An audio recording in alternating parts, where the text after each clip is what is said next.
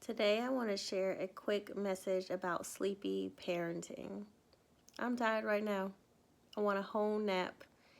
Almost every day that I'm leaving work, I'm like, Lord, please give me strength for my second shift.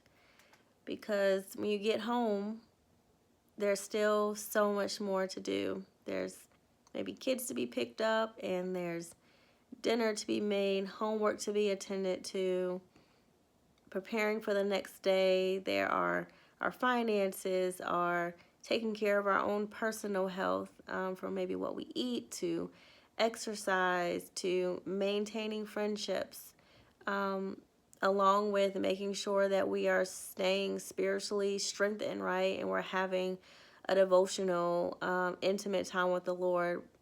If we're putting that off to the evening, or we can't do it all in the morning, like I only got so much time, so I can do this part here and that part there, and then also trying to grow our children up. So there's a lot in our day, and sometimes you're just tired. Sometimes you just want to go sit down. You don't want to think about stuff. And so I just wanted to bring to you the idea of, I get it. I get being tired, but why we have to fight it, why we have to be intentional about staying on guard as parents and not giving our best to what we're doing outside of the walls of our home. And so this came up because my son was asking me, like, to switch something on the phone. I let him hold it so he could, like, watch something. And as I, stood there for a little bit, I was, like, watching what he had been watching. And there were things that were like, I don't know about that, right? But it was like, is it a big deal? And then after I kind of went to the whole channel, and I was just like scrolling through what the other content was, though in that section that I sat there for a little bit and watched it with him, had some things in it that were like, should I make a big deal about this, not make a big deal about it? Is it okay for him to watch, not okay for him to watch? After like just scrolling through and seeing the rest of the content, just in a highlight reel, I realized, like, man, the foundation of this channel isn't conducive to my child's growth, and development and walking in the ways of the Lord. And I, just had told, Josh, like, hey, let's maybe consider if we should watch these things, right? And let's talk about it. And I think for me, one of the things too is, like, sometimes, as older, individuals, like, we can pick up on adult content and child content, right? So there are underlying innuendos. There are sometimes, we're seeing images and wording of things that we know what the deeper meaning is, but your small child may not understand that yet. And I think that was some of the reason, like, why I'm like, like, maybe, I'll let him keep watching this. But I was like, but when he understands, will it bother me that he now knows what this means, and how will this be impacting him?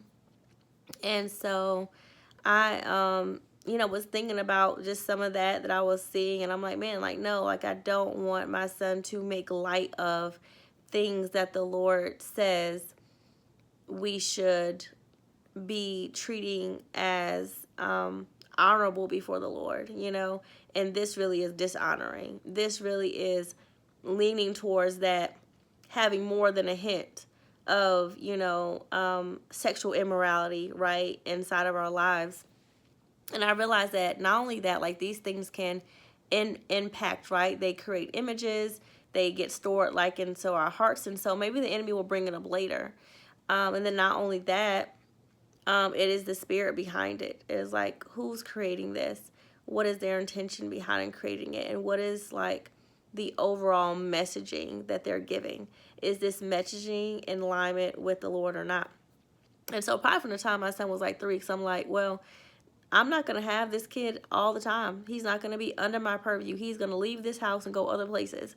And so I have to train him to be discerning at 3 years old. Yes, I did. And so I'm like, son, I need you to be mindful of what you're watching, what you're listening to.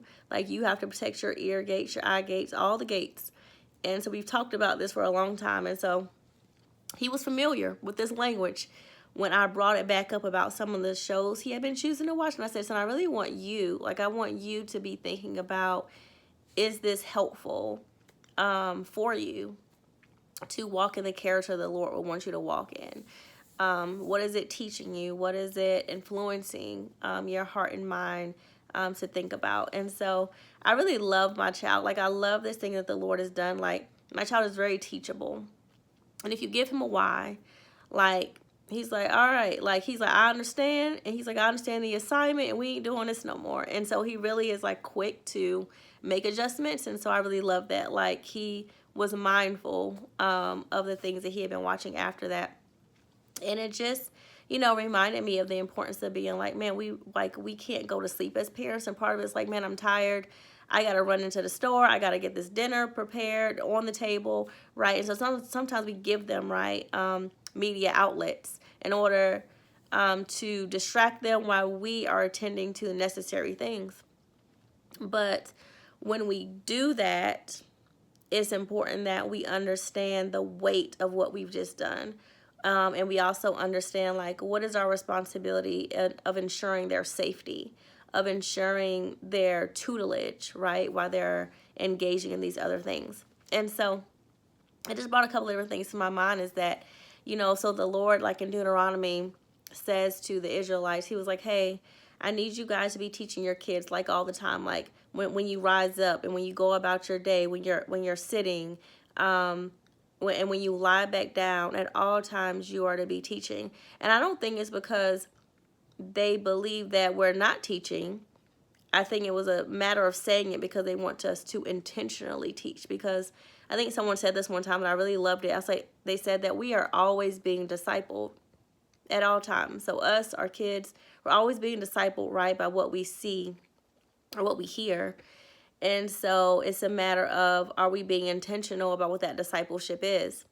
And I have a couple of different examples of this, like in both directions. So me and my kid were heading out to the park. He knew this. We got down to the car and he's like, yeah, mommy, I want a bagel. And I was like, son, I'm not going back up these steps to get you a bagel. I was like, but you can go back upstairs and grab that taco you didn't finish. And he was like, I gotta go up the stairs. I said, yes. And he's like, oh no, never mind. He was like, you know what? He said, if you can fast and daddy can fast, I can fast too. So I know his dad recently did a fast in January, and there's times that I'm fasting as well. And so, he's privy, right, of seeing like our laying down, right, of food. And maybe I'll directly tell him this as I'm explaining like spiritual disciplines and truths to him. And so he knew this is something that me and his dad had both done. And he was like, you know what? Instead of me feeling like I need to eat something right now, I'm just going to pattern myself after what you and dad have done. So that was like really sweet to see like how even like our discipline, our attending to what's necessary in the spirit realm, like is impactful for our children. And the opposite can be true too. So, man, I've been praying over this little kid since he's been in the womb. And one of the things I would do often is, pick him up and walk around and pray. So much so, because there's a lot of warfare for sure. But I remember there were like times when my prayer life like was dwindled. It wasn't as fervent and strong. And before, when it was like when I would ask Josh to pray, like he would willingly pray, and he would pray for long periods of time, for a little kid. I'm looking like, all right, kid, you're gonna wrap this prayer up. But I loved it. I loved his prayers. But then there was a time when I asked him to pray and he was so resistant. He didn't want to even pray over food. I'm like, just say thank you. Just tell the Lord thank you, right? He didn't want to do that. And I remember like it being this highlight moment of, even though he maybe at especially that young age, right, wasn't as cognizant of my prayer life, like in the spiritual realm, it was evident, right? And so that was now coming out in my son's posture. Like I wasn't praying much. And so my kid wasn't wanting to pray much either. Like there was a resistance there. In the seasons where I was, like there was a desire in him, to pray for sure. And so another way that has come out like is in food. So I've talked to you guys before about just my wrestle with gluttony, right, and just overeating. And so sometimes I'll notice my son just eating a lot too, and I feel like, man, I've patterned this. I've created this thing in an image, but also like in a spiritual realm, right, where now he's patterning his eating after mine. And so it matters. It really does matter. And then the last thing I kind of want to say is that, yeah, like I really want to hit on the fact of like it not just being what we physically teach them and show them, but it is also a spiritual foundation as well. I believe that when we see generational patterns in families, it isn't always because they've been exposed to it directly. It is because this is something that is attached to the lineage, right? And the patterns of a particular family. And so those things show up as well. And so in our discipleship to our children, it is important that we are also talking about those generational patterns, the good and the bad, right? And that we're encouraging our children like to follow in, right, generational patterns that are good and in alignment with the ways of the Lord, and that we're giving them instruction, we're giving them tools to be able to fight against the generational patterns, right, that would have us walking in our flesh and walking in the ways of the enemy. So I just want to encourage you. I know you're tired. I know that there's a lot on your plate, but we can't be sleepy because the enemy, he ain't asleep. He's always awake, and he's always lurking to see how he can devour us and our kids. And so get back on that post, pray, and ask the Lord, help me with my second shift. And I think beyond helping me with my second shift, right, I've been doing that, but Lord, help me to not be spiritually asleep. Help me not to be spiritually asleep when it comes to the discipleship and the rearing of my child, and understanding what's happening in the spiritual realm as well as the natural realm, in order for me to combat what would take him away from the plan and the purpose and the identity that the Lord would have him to walk in.